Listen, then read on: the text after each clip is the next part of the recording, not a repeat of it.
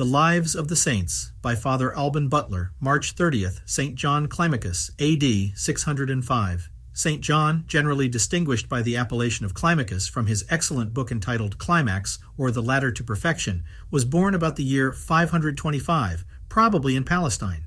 By his extraordinary progress in the arts and sciences, he obtained very young the surname of the Scholastic. But at 16 years of age, he renounced all the advantages which the world promised him to dedicate himself to God in a religious state in 547. He retired to Mount Sinai, which, from the time of the disciples of St. Antony and St. Hilarion, had been always peopled by holy men who, in imitation of Moses, when he received the law on that mountain, lived in the perpetual contemplation of heavenly things.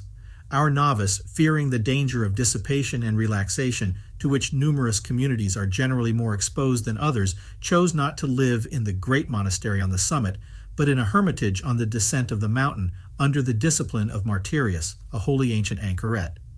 By silence, he curbed the insolent itch of talking about everything, an ordinary vice in learned men, but usually a mark of pride and self-sufficiency. By perfect humility and obedience, he banished the dangerous desire of self-complacency in his actions. He never contradicted, never disputed with anyone. So perfect was his submission that he seemed to have no self-will. He undertook to sail through the deep sea of this mortal life securely, under the direction of a prudent guide, and shunned those rocks which he could not have escaped had he presumed to steer alone, as he tells us. From the visible mountain he raised his heart without interruption in all his actions to God, who is invisible, and, attentive to all the motions of his grace, studied only to do his will. 4 years he spent in the trial of his own strength and in learning the obligations of his state before he made his religion's profession, which was in the 20th year of his age. In his writings, he severely condemns engagements made by persons too young or before a sufficient probation. By fervent prayer and fasting, he prepared himself for the solemn consecration of himself to God, that the most intense fervor might make his holocaust the more perfect. And from that moment he seemed to be renewed in spirit, and his master admired the strides with which, like a mighty giant, the young disciple advanced daily more and more towards God by self-denial, obedience, humility, and the uninterrupted exercises of divine love and prayer. In the year 560, and the 35th of his age, he lost Martyrius by death, having then spent 19 years in that place in penance and holy contemplation. By the advice of a prudent director, he then embraced an eremitical life in a plain called Thol, near the foot of Mount Sinai. His cell was 5 miles from the church, probably the same which had been built a little before by order of the Emperor Justinian, for the use of the monks at the bottom of this mountain, in honor of the Blessed Virgin, as Procopius mentions. 2. Thither he went every Saturday and Sunday to assist, with all the other anchorets and monks of that desert, at the Holy Office and at the celebration of the divine mysteries when they all communicated. His diet was very sparing, though, to shun ostentation and the danger of vain glory. He ate of everything that was allowed among the monks of Egypt, who universally abstained from flesh, fish, etc.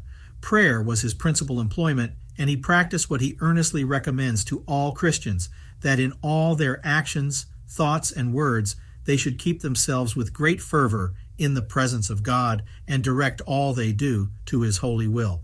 By habitual contemplation he acquired an extraordinary purity of heart and such a facility of lovingly beholding God in all his works that this practice seemed in him a second nature. Thus he accompanied his studies with perpetual prayer. He assiduously read the Holy Scriptures and Fathers, and was one of the most learned doctors of the Church. But to preserve the treasure of humility, he concealed, as much as possible, both his natural and acquired talents, and the extraordinary graces with which the Holy Ghost enriched his soul. By this secrecy, he fled from the danger of vain glory, which, like a leech, sticks to our best actions, and sucking from them its nourishment robs us of their fruit. As if this cell had not been sufficiently remote from the eyes of men, St. John frequently retired into a neighboring cavern, which he had made in the rock, where no one could come to disturb his devotions or interrupt his tears. So ardent were his charity and compunction that his eyes seemed two fountains which scarce ever ceased to flow, and his continual sighs and groans to heaven, under the weight of the miseries inseparable from his moral pilgrimage, were not to be equaled by the vehemency of the cries of those who suffer from knives and fire. Overcome by importunities, he admitted a holy anchoret named Moses to live with him as his disciple. God bestowed on St. John an extraordinary grace of healing the spiritual disorders of souls. Among others, a monk called Isaac was brought almost to the brink of despair by most violent temptations of the flesh.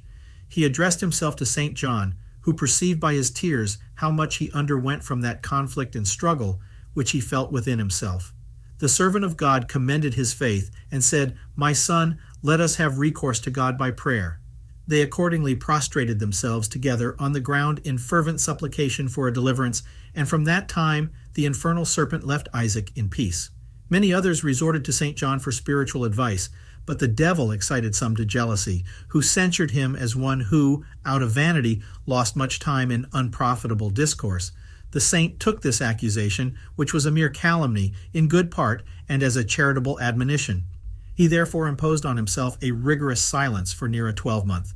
This his humility and modesty so much astonished his calumniators that they joined the rest of the monks in beseeching him to reassume his former function of giving charitable advice to all that resorted to him for it, and not to bury that talent of science which he had received for the benefit of many. He who knew not what it was to contradict others, with the same humility and deference again opened his mouth to instruct his neighbor in the rules of perfect virtue, in which office such was the reputation of his wisdom and experience that he was regarded as another Moses in that holy place. St. John was now 75 years old, and had spent 40 of them in his hermitage, when, in the year 600, he was unanimously chosen Abbot of Mount Sinai, and superior general of all the monks and hermits in that country.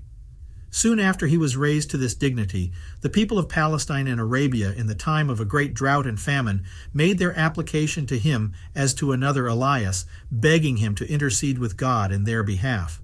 The saint failed not with great earnestness to recommend their distress to the Father of mercies, and his prayer was immediately recompensed with abundant rains. St. Gregory the Great, who then sat in St. Peter's chair, wrote to our holy abbot, recommending himself to his prayers, and sent him beds with other furniture and money for his hospital, for the use of pilgrims near Mount Sinai. John, who had used his utmost endeavors to decline the pastoral charge, when he saw it laid upon him, neglected no means which might promote the sanctification of all those who were entrusted to his care, that posterity might receive some share in the benefit of his holy instructions. John, the learned and virtuous abbot of Raithu, a monastery situate towards the Red Sea, entreated him by that obedience he had ever practiced, even with regard to his inferiors, that he would draw up the most necessary rules by which fervent souls might arrive at Christian perfection. The saint answered him that nothing but extreme humility could have moved him to write to so miserable a sinner, destitute of every sort of virtue, but that he received his commands with respect, though far above his strength, never considering his own insufficiency. Wherefore, apprehensive of falling into death by disobedience, he took up his pen in haste, with great eagerness mixed with fear, and set himself to draw some imperfect outlines as an unskilful painter, leaving them to receive from him as a great master the finishing strokes. This produced the excellent work which he called Climax, or the Ladder of Religious Perfection. This book, being written in sentences, almost in the manner of aphorisms, abounds more in sense than words. A certain majestic simplicity, an inexpressible unction and spirit of humility, joined with conciseness and perspicuity, very much enhance the value of this performance, but its chief merit consists in the sublime sentiments and perfect description of all Christian virtues which it contains. The author confirms his precepts by several edifying examples, as of obedience and penance. In describing a monastery of 330 monks, which he had visited near Alexandria in Egypt, he mentions one of the principal citizens of that city, named Isidore, who, petitioning to be admitted into the house, said to the abbot, "As iron is in the hands of the smith, so am I in your hands." The abbot ordered him to remain without the gate, and to prostrate himself at the feet of every one that passed by, begging their prayers for his soul struck with a leprosy. Thus he passed 7 years in profound humility and patience. He told St. John that during the first year he always considered himself as a slave condemned for his sins and sustained violent conflicts. The second year he passed in tranquility and confidence, and the third with relish and pleasure in his humiliations. So great was his virtue that the abbot determined to present him to the bishop in order to be promoted to the priesthood, but the humility of the holy penitent prevented the execution of that design. For having begged at least a respite, he died within 10 days. St. John could not help admiring the cook of this numerous community, who seemed always recollected and generally bathed in tears amidst his continual occupation, and asked him by what means he nourished so perfect a spirit of compunction in the midst of such a dissipating, laborious employment. He said that, serving the monks be represented to himself, that he was serving not men, but God and his servants, and that the fire he always had before his eyes reminded him of that fire which will burn souls for all eternity. The moving description which our author gives of the monastery of penitents called the prison, above a mile from the former, hath been already abridged in our language. John the Sabaite told our saint, as of a third person, that, seeing himself respected in his monastery, he considered that this was not the way to satisfy for his sins. Wherefore, with the leave of his abbot, he repaired to a severe monastery in Pontus, and after 3 years saw in a dream a schedule of his debts, to the amount in appearance of 100 pounds of gold, of which only 10 were cancelled. He therefore repeated often to himself, "Poor Antiochus, thou hast still a great debt to satisfy." After passing over 13 years in contempt and the most fervent practices of penance, he deserved to see in a vision his whole debt blotted out. Another monk, in a grievous fit of illness, fell into a trance, in which he lay as if he had been dead for the space of an hour, but recovering, he shut himself up in his cell, and lived a recluse 12 years, almost continually weeping, in the perpetual meditation of death.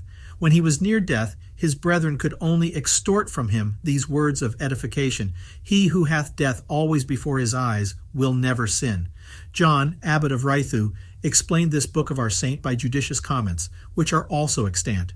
We have likewise a letter of St. John Climacus to the same person, concerning the duties of a pastor, in which he exhorts him in correcting others to temper severity with mildness, and encourages him zealously to fulfill the obligations of his charge. For nothing is greater or more acceptable to God than to offer him the sacrifice of rational souls sanctified by penance and charity. St. John sighed continually under the weight of his dignity during the 4 years that he governed the monks of Mount Sinai, and as he had taken upon him that burden with fear and reluctance, he with joy found means to resign the same a little before his death. Heavenly contemplation and the continual exercise of divine love and praise were his delight and comfort in his earthly pilgrimage, and in this imitation of the functions of the blessed spirits in heaven he placeth the essence of the monastic state. In his excellent maxims concerning the gift of holy tears, the fruit of charity, we seem to behold a lively portraiture of his most pure soul. He died in his hermitage on the 30th day of March in 605, being 80 years old. His spiritual son George, who had succeeded him in the abbacy, earnestly begged of God that he might not be separated from his dear master and guide, and followed him by a happy death within a few days. On several Greek commentaries on St. John Climacus's ladder, see Montfaucon and Biblioth. St. John Climacus, speaking of the excellence and the effects of charity, does it with a feeling and energy worthy of such a subject. A mother, says he, feels less pleasure when she folds within her arms the dear infant whom she nourishes with her own milk than the true child of charity does when united, as he incessantly is, to his God, and folded as it were in the arms of his heavenly Father. Charity operates in some persons so as to carry them almost entirely out of themselves. It illuminates others and fills them with such sentiments of joy that they cannot help crying out, "The Lord is my helper and my protector. In him hath my heart confided, and I have been helped, and my flesh hath flourished again, and with my will I will give praise to him." This joy which they feel in their hearts is reflected on their countenances, and when once God has united, or as we may say incorporated them with his charity, he displays in their exterior, as in the reflection of a mirror, the brightness and serenity of their souls, even as Moses, being honored with a sight of God, was encompassed round by his glory. St. John Climacus composed the following prayer to obtain the gift of charity. "My God, I pretend to nothing upon this earth, except to be so firmly united to you by prayer, that to be separated from you may be impossible. Let others desire riches and glory. For my part, I desire but one thing, and that is to be inseparably united to you, and to place in you alone all my hopes of happiness and repose.